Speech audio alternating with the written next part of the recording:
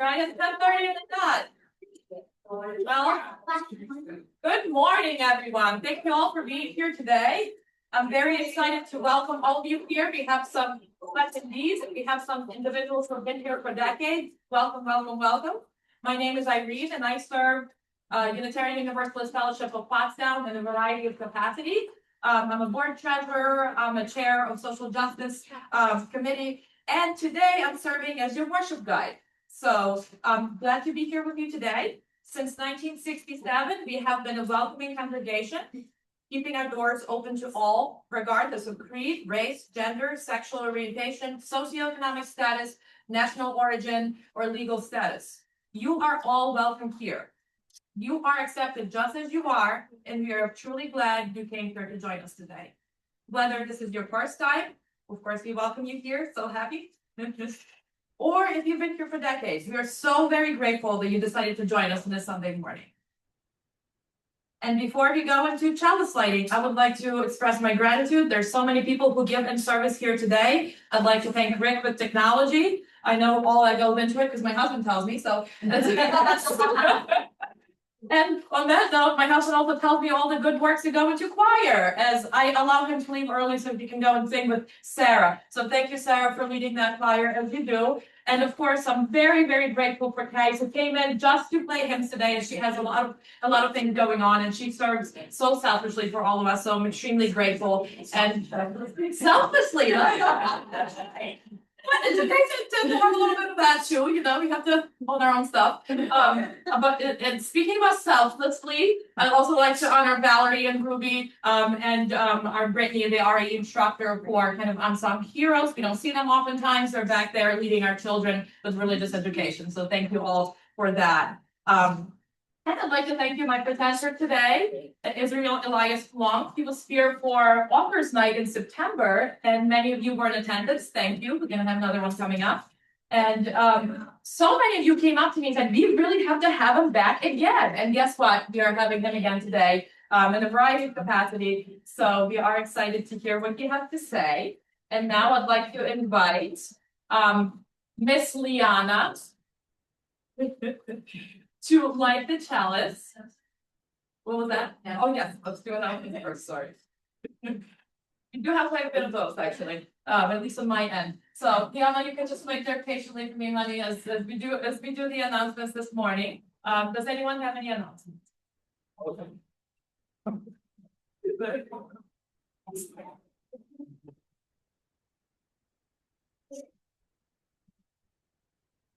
Good morning, I'm Sam. Just a few quick things. You may have noticed when you walk in, the rainbow flag is back. We're in class today. Taking the flag, I got the flag held up, couldn't pick it out, they get it on the pole right, so that'll be out every Sunday. Second thing is I cleaned the church this week.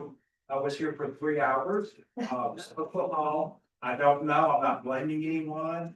It was pretty nasty. The spring fall or the January fall created a lot of wet mud spots in there. So just for letting you know. So the cleaning service will clean this coming week. So the following week, the week of the 19th, I'm going to come in. I'm going to put my back for a day. I'm going to do that. So if someone wants to do it, let me know.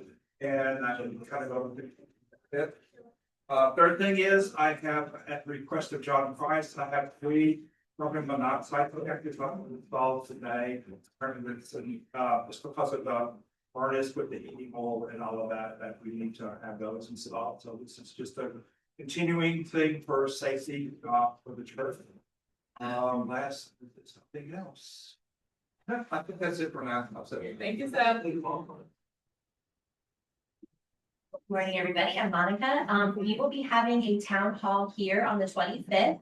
It's open to friends and members. It's really just to collect feedback on things. So that way for the board's meeting in February, we have some things to talk about for the next year. So please come. There are also surveys in the back of the room if you're not able to make it, or if you'd like it to be anonymous. You can put those surveys in the box and they're back there now. So yes, the 25th. It's going to be in here around 11:45. I'm going to start and it'll go till about 12:30. So, okay. It is Sunday after service. Okay.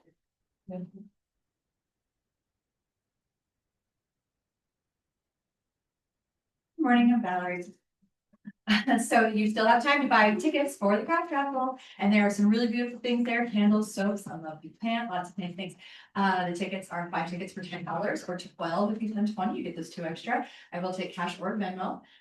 So we'll be selling today, and then next week we will have I will still give people time to buy last minute tickets and put them in the jars next week if you want, but after we've all had our like potluck, I will drop tickets. Thank you, Valerie. Yes. A lot of wonderful items for the raffle. Make sure you come in and buy some raffle tickets for us. I also have a few announcements today, big surprise. As of January 1st, I took over the reins from Lisa Jokiel to become a worship coordinator under the wonderful guidance of Mary Ryan as the worship chair. So I would like to offer a great gratitude to her as she really led us in such a wonderful direction. We are actually pretty booked out with worship speakers for the next 6 months, thanks to her diligence. So we definitely will do something very kind for her because she served us in a great capacity. Having said that, if you guys know any speakers, you are a speaker yourself, please contact me at any time. Flag me here as I am here, or come and talk to me directly so we can go ahead and put you on the schedule. We'd love to hear all of your voices as we are here at the podium. Also, I'd like to announce that our authors night, due to unforeseen circumstances, has been rescheduled from the 2nd to the 29th this month. We are still excited to present great authors like Elias, who's here in September, and we have a great lineup. So Chad and I really hope that you guys can make it on the 29th at 6:30 p.m. this month. Please bring your friends. And my last and best save for the second Sunday of the month is we are holding our social action circle today in a coffee hall at the social justice table. Elias will be joining us today with his insight. So I hope to see you all there as well for a nice stimulating discussion. I think we can all agree there's a lot going on from the social justice perspective, and we can really brainstorm some action pieces to go forward with that. And now I will ask Miss Liana to come up and do us the honors. With the chalice lighting. So we can pretend she's gonna do the chalice lighting. A very wonderful prayer today for that. As you like. No. No, just pretend to light it. Let's pretend. As we light the chalice flame, we envision the same flame within our minds and our hearts, a flame of unity, acceptance, compassion, and love. We allow this light to extend outward to those we love, and even to those we have difficulty with, allowing understanding and acceptance to rise from our differences.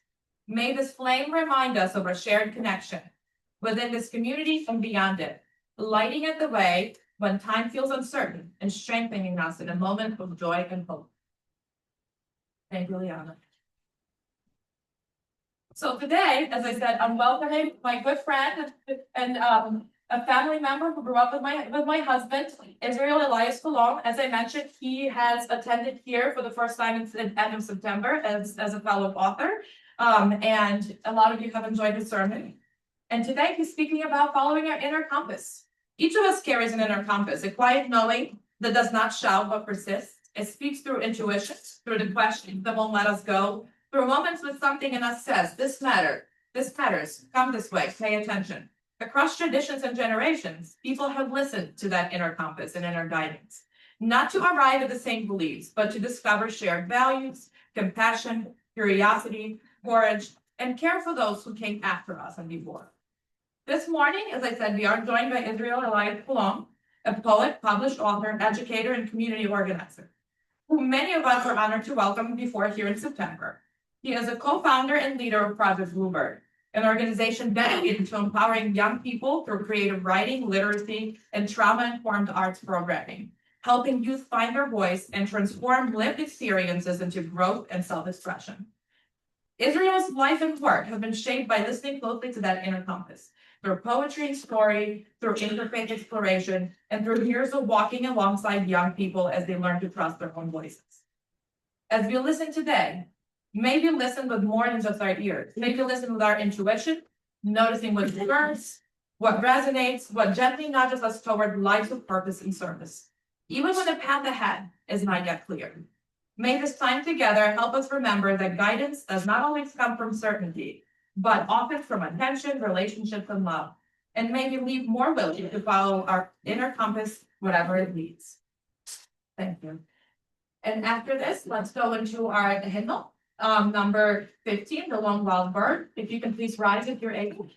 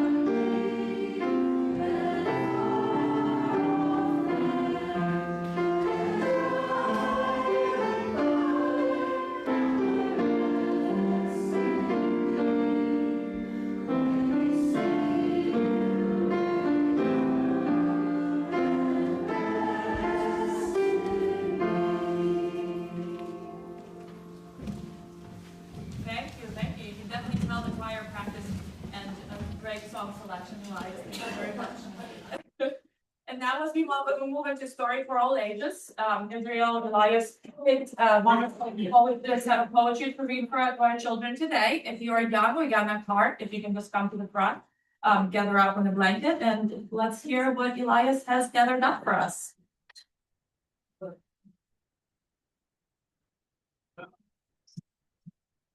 All right. So this is what I've been looking forward to the most today, is I wanted to share some poetry with Michelle Silverstein. You guys ever seen this book? You own this book. This book shaped my childhood, and it definitely shaped my poetry. And so, first poem, short but sweet, I'd like to share with you is Invitation. If you are a dreamer, come in. If you are a dreamer, a wisher, a liar, a hoper, a prayer, a magic bean buyer. If you're a pretender, come sit by my fire. For we have some flax golden tales to spin. Come in, come in. Okay. Next poem is Listen to the Muslims. Listen to the Muslims, child. Listen to the don'ts. Listen to the shouldn'ts, the impossibles, the won'ts. Listen to the never haves, then listen close to me. Anything can happen, child. Anything can be. And I have one more that really speaks to following our inner compass. It's called the voice. There is a voice inside of you that whispers all day long. I feel that this is right for me. I know that this is wrong. No teacher, preacher, parent, friend, or wise man can decide what's right for you. Just listen to the voice that speaks inside. That's Wonderful. Thank you so much, Israel. Many of us can identify with Michelle Silverstein. How many of you have this book or have read that before? Wow, I expected to see a few hands and I did. So yeah, thank you for that. I think it brought us to our own childhood for many of us. And now we'll just sing the kids out to their RE rooms if they're going to go. As we can have our go in peace hymn.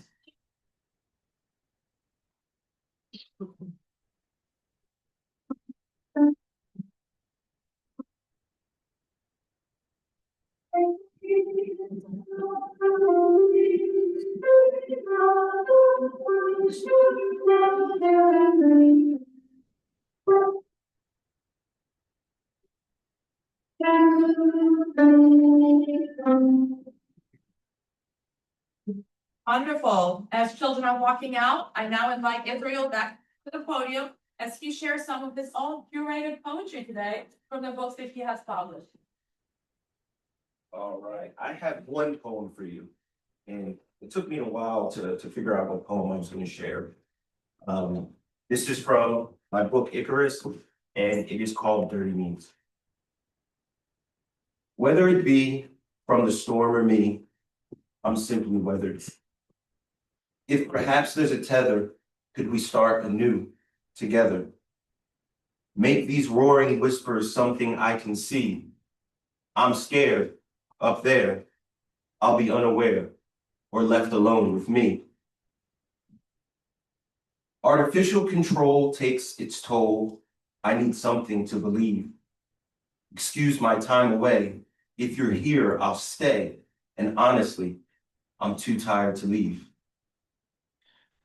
When I went, I spent all that I had, so I crawled to where I used to be. I've changed my stance. Give me a chance and judge me for my dirtiness. Thank you. Thank you, Israel. And now we'll go into our collection. As we call you upon your generosity, whether you give $1 or $1,000, we welcome you, and we are so grateful for you to be here today. If you're here for the first time, we're thankful that you're here and not asking for your money, your presence is being introduced.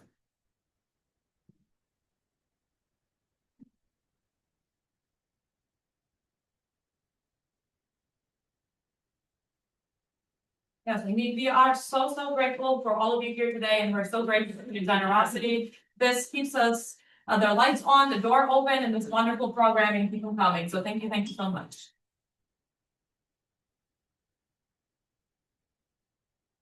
And now, again, Israel, back to the podium for the main course for the day, which is following your inner compass.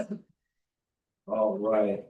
I will try not to take too long with this. I tend to keep going all day long. So, can everyone hear me okay? Awesome. So when I was asked to come here, I wasn't sure what I was going to talk about. Part of me wanted to do a bunch of research into different religions and speak to that and find a common thread. And then I realized that that is not my expertise and I probably shouldn't talk about it, right?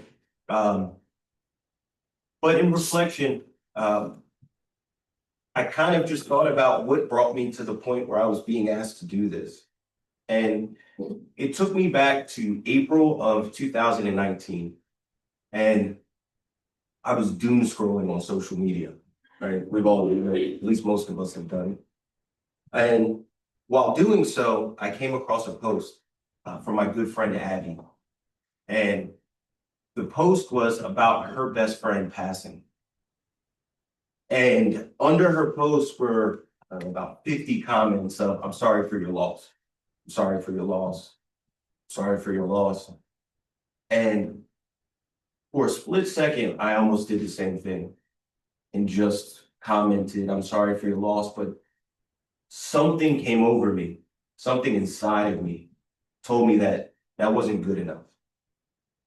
And something told me to write her a poem. I've never written a poem like this before. Like an unsolicited poem that isn't for like a girlfriend that I got upset and I'm trying to get myself out of the doghouse. For my mother is like a last minute gift. There was something. Poetry. So I sat and started writing this poem.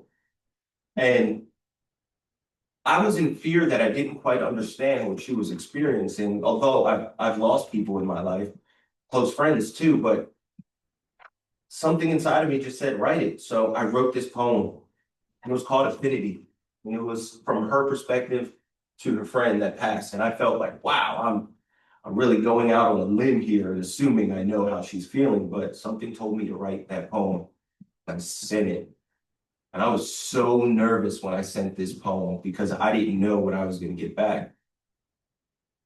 Maybe 10 minutes later, I get this paragraph of just, thank you so much. And I felt as though I guess I really tapped into her emotion And it was one of the first times where I really used my gift, my words, my poetry to help someone.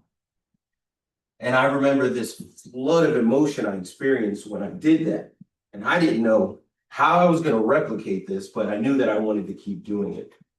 So same day, I go on GoDaddy. And I was in the habit of buying domains because a friend of mine told me that it was like real estate. Just to say I've never made money off of selling a domain, but it did bring me here. So I looked up poetry.com, wasn't available. I looked up, I was like, what would you do with a poem? I don't know, I guess you'd buy one. So I looked up buyapoem.com, it was $2,500.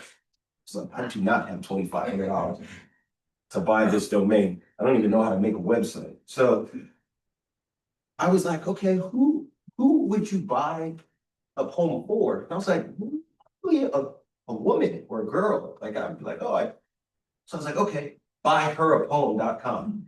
It was $2.99. So I bought it. Within 24 hours, I had a functioning website with a checkout that people could pay for custom poetry. I created a form, and it was like, who's this poem for? What do you refer to them as? Give me like a special experience that you guys had together. Tell me where you could be better in this relationship with this person. I like got to the heart of stuff, and I really enjoyed it at first. But it quickly became, I was writing poetry for like deadbeat husbands. And that didn't feel good. No, it really didn't feel good. And so I remember asking like, so what do you want to talk about? Like, how do you feel? He was like, I don't know, I just wanted to get her something nice, and I could probably listen to her more. That's about all I got from anyone. So I'd have to just imagine. So I still had this quest and this inner voice that kept telling me to do something with my poetry. And so the next thing that I did, and I had no idea how I was going to do it, was I volunteered with the Wounded Warrior Project. And I just knew that I didn't want to deal with deadbeat husbands anymore, and I wanted to deal with people who've actually experienced something and like trauma. And I didn't know how I was going to help them, but I figured I could. Well, my father is a disabled veteran, and he invited me to one of the Wounded Warrior Project sessions, and it was just around Valentine's Day. And so one thing that I learned through my own trauma and then also with my father was that a lot of people have been through a lot of things, especially violent, traumatic things, they have a hard time expressing themselves, right? There is a lot going on between their ears that you just don't understand, and they will never tell you. And so when I came in, my goal was simply, if I could help them communicate their emotions to their significant other, it is a win. I don't know how I'm going to do this. I just showed up, spoke to them kind of like I'm speaking to you, and it became like this freestyle session of like, I got a wife, da, da, da, how would I say this? How would I say that? And it was just like everyone's barking at me, but I was so inspired, and I could see the looks on their faces that like they were lighting up, right? And I knew that at that point that poetry in some shape or form was my purpose. So I came out of there and I was like, I'm not writing any more deadbeat husband poetry anymore. So now I was like, all right, I kind of have something. And when you're really passionate about something, you just won't shut up about it, right? And that's the best thing you can do, because you don't know who can help you, who can collaborate with you, who just wants to get involved, unless you tell people. You can't assume that people just know what you're doing. So I probably annoyed my girlfriend so much because all I did was talk about like, oh, this and that, and I want to do this and that. Everyone I met was like, oh yeah, I'm running these poetry workshop type of things. And so in doing so, I was put in communication with a woman by the name of Sarah from the Savage Sisters, which is a drug recovery nonprofit. Yet again, I had no idea what I was going to do with these people, but I figured I could somehow weave poetry into it. So I had a meeting with her and she goes, yeah, we could do like a cathartic writing. So I was like, okay, awesome. So every Sunday I'd show up to a drug recovery house and I'd write poetry with these people who were recovering from drug addiction. And much like the Wounded Warrior Project, I knew that that's where I needed to be at that time. Because with drug abuse, it's not, generally what I've come to learn is the drug isn't the problem, it's something that they've experienced. There's something behind that, and then they find their way there into drugs. And the beautiful part about that is there is a lot of content there, right? I was told that 95% of writing is just having something to write about. And these people had something to write about. So I spent about a year doing that, and I loved it. And still wouldn't shut up about my poetry. And so I was at my uncle's baby shower, and I was bartending at the time. And I was speaking to a man by the name of Roger. Now, he just so happens to be the president of the board of Aspida, which is a nonprofit in Philadelphia. Actually, it's national. My mother is on the board. She could tell you a lot more about it than I can. But in describing what I was doing, he goes, would you ever do that with kids? And I go, that's my target demographic. I'd love to do that. So he puts me in contact with someone else.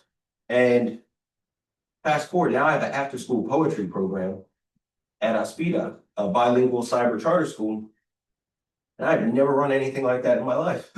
I had no idea what to do.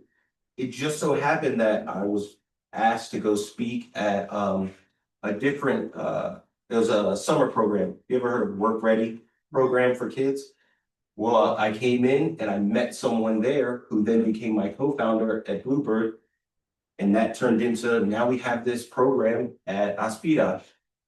This is all from just listening to that voice. And I don't know if it's a voice, I don't know if it comes from internal or external, but I found myself in a lot of places that I never thought I would be, simply because that one day I decided that I'm sorry for your loss wasn't good enough, right? So to continue, we go from having an after-school poetry program to taking over a class. So it's no longer that teacher's class, it's our class. And through that class, we really got to learn a lot about these kids. And that same feeling that I got with the Wounded Warrior Project, the same feeling that I got with Savage Sisters, I got like tenfold working with children. And it's crazy that it's taken me 30-something years to decide, to really identify what my passion was. And I spent years in corporate America hating it, making good money, but absolutely hating it, right? But when I look back at what has always gotten me excited, whether I was hungover, sick, hurt, I would always wake up and do what I had to do for my kids. Going back to even when I had my little sister, Nadia, who was 7 years old, was so excited when she was born because I had this beautiful little sister. I used to sneak into her room and take her out of the crib and lie and say that she was crying just so that I could hold her. And the same goes with poetry, right? I spent years, even as a kid, first poem I ever wrote was for my mom. It goes, I love you, Mom, you are the bomb. You are so fine, I'm glad you're mine. She loved it. She loved it, right? But never once did I think I could actually do something with it. Again, I just used it to write poems for my girlfriends or whatever. But then I realized in reflection, after everything that I've gone through, whether it was trauma, whether it was just me alone at night with insomnia, I always leaned on my poetry. It was literally under my nose my entire life. Even my passion for working with kids has literally been in front of me the entire time. And it took me to get at one of the lowest points in my life. I was in a relationship for 10 years, and then we broke up, and I was in this empty house, an empty home, just not knowing what my future looked like. And right when it was like the bleakest, this happened. And it sets me on a course of, I'm a published author. Now I'm doing this. Now I'm here talking to you guys on a Sunday. I never thought that I would be doing this, all because all I did was listen to my inner voice, my inner compass. And I don't know what that looks like for you. And I don't know where it points. I don't even know where my inner compass is going to take me. And today I'm doing this, tomorrow I have no idea where I'm going to be. I just know that I always have to say yes to it. And you guys know that feeling. Maybe it's something you should have said, right? Maybe you have a relation, maybe it's your kid, maybe it's your brother, maybe it's your sister, maybe your parent, right? Sometimes you leave a conversation knowing that you should have said something and then you beat yourself up because you didn't do it. And to be honest, more often than not, we never go back and fix that. We just lie to ourselves and say, well, next time we'll improve it. So I challenge you. When you're alone and you're not distracted, even if you're going through a lot, listen to yourself. I like to do it in the shower. I sit, make it really hot, lights out, and I just sit there. I see what comes to me. And you have a responsibility because I don't know if that voice is divine, but I do know that when you follow it, crazy things start to happen. I'll tell you another story. While I was still single, and we got back together and we have a beautiful family since then. We've had 2 more daughters. Life is great, right? But I remember the first time I introduced myself as a poet. First time. Go out to a bar with my best friend.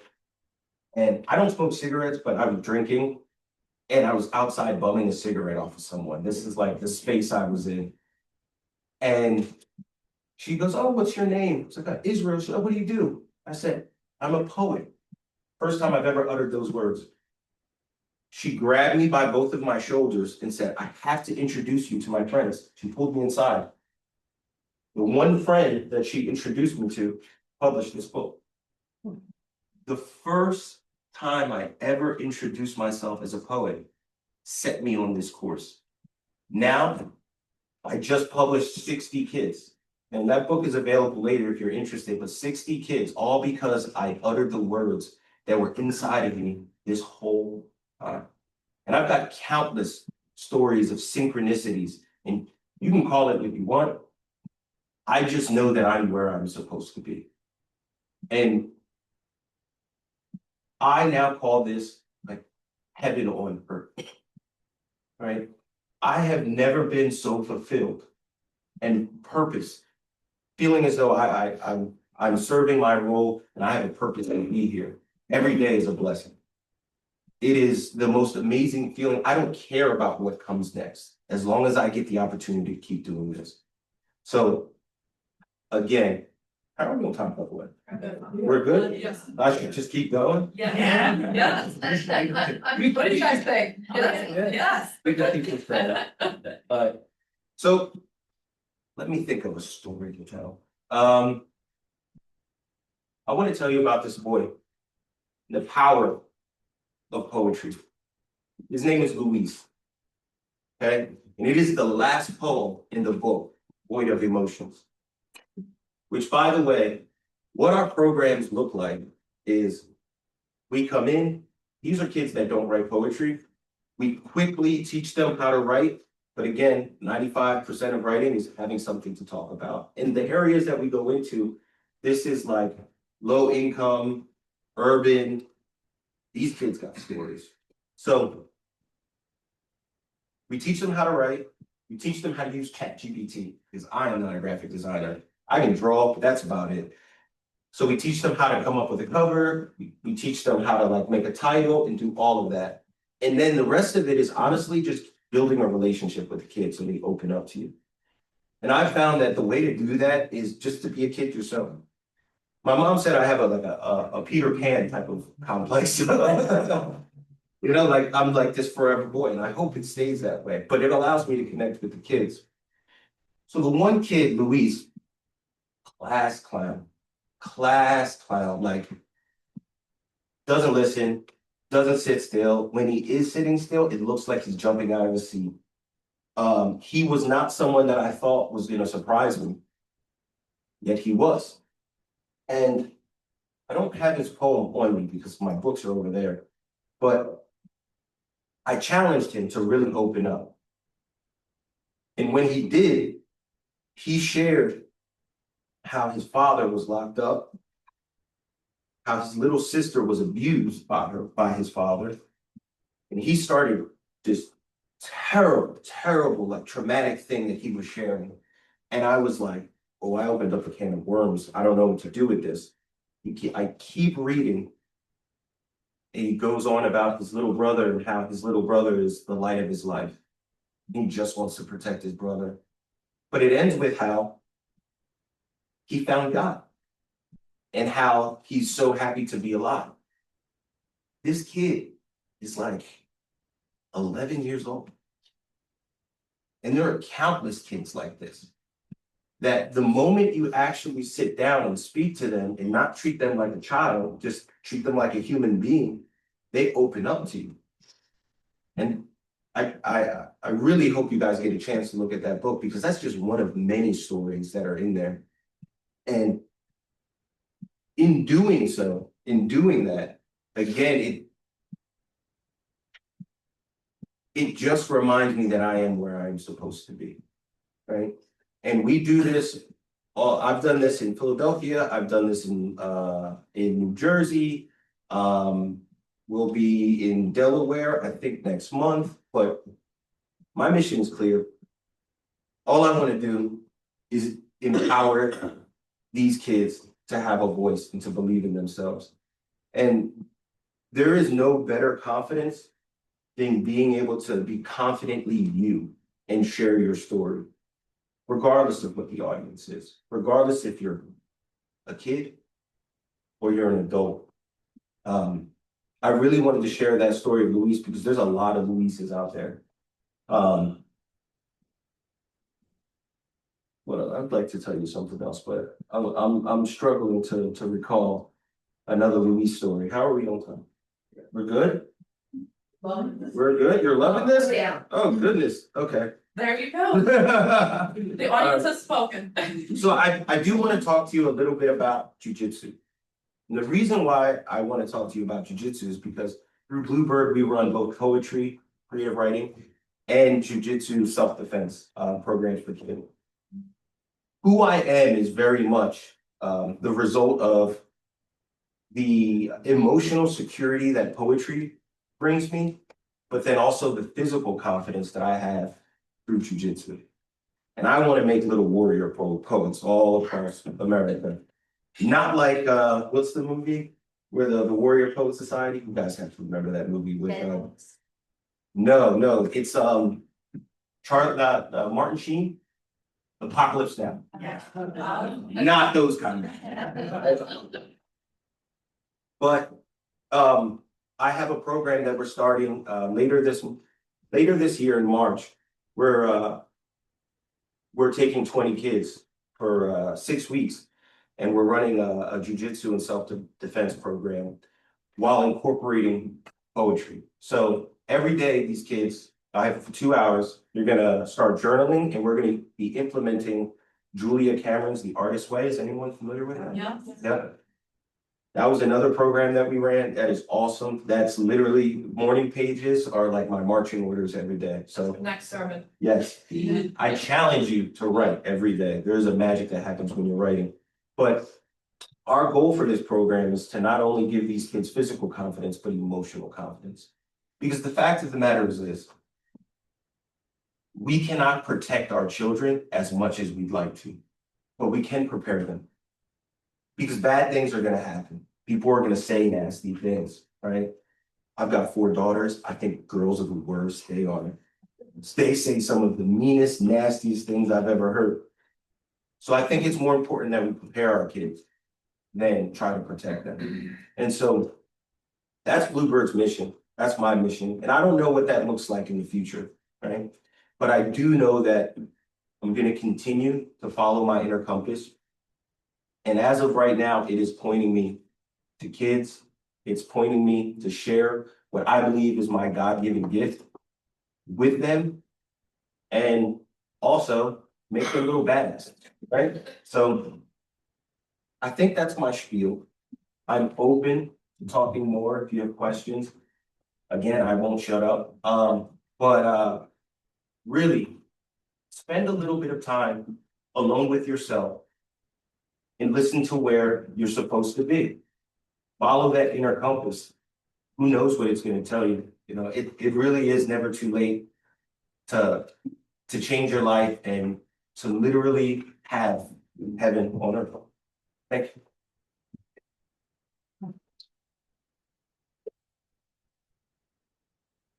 Thank you so much, Israel Elias, for gracing us with your presence and a great reminder to follow our intuition, our inner compass, to really come to the core of who we are and what we stand here for in this often challenging time. So thank you so much. And now if you guys can rise as able for our closing hymn. It is hymn number 6 in a gray hymnal, Just as Long as I Have Breath.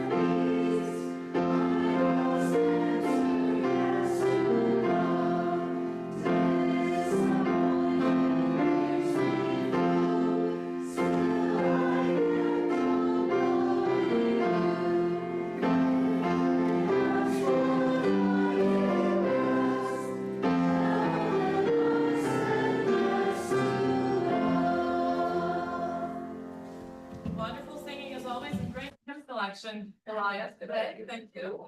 Now we are entering the time of joys and sorrows. This is the time when technology and recordings are turned off, and it's a space where we can all share candidly the joys we celebrate and the sorrows we carry. You will be held here with compassion, care, and acceptance. There's to put out the chalice for us today, and let's recite the words as we do that. It is in our heart and courtesy. Yeah.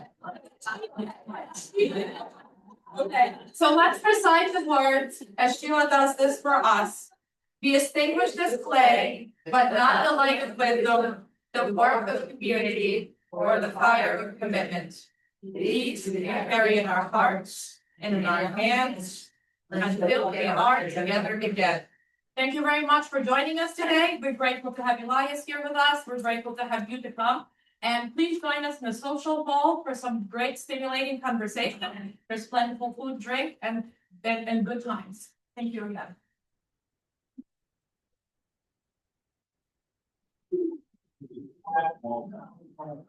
Thanks. Yeah.